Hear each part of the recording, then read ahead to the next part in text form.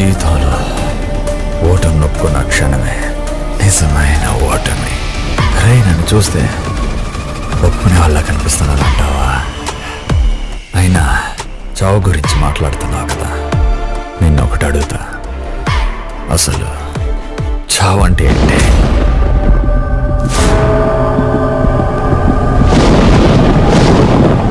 అది నీకు చావకుండానే ఎలా తెలుస్తుంది?